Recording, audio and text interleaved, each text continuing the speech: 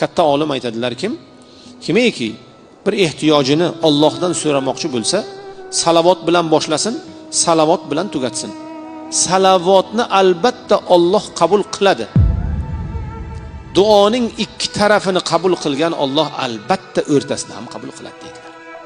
Alloh taolo akramul akramin, vasi'ul manni val karam. Xudoning fazli, marhamati keng zot. Ikkita salavotni qabul qilib, o'rtadagi duoni qabul qilmasdan qo'ymaydi. Kimiki 100 marta juma kunida salavot aytsa, gunohlari kechiriladi. 80 yillik gunohlari kechiriladi deydilar.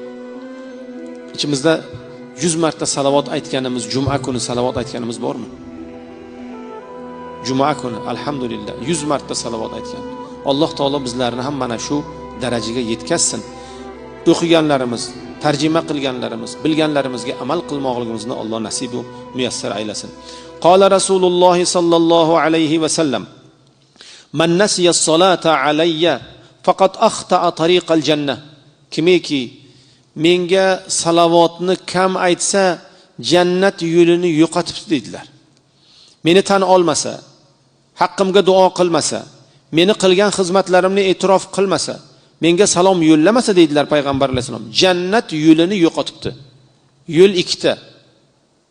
Yo jannat yo'li, yo do'zax yo'li. Jannat yo'lini yo'qotgan odam qaysi yo'lga tushgan bo'ladi? Alloh panoh bersin. Alloh gunohlarimizni kechirsin. Esdan chiqarganlarimizni, g'ofilliklarimizni Alloh o'zi afv qilsin.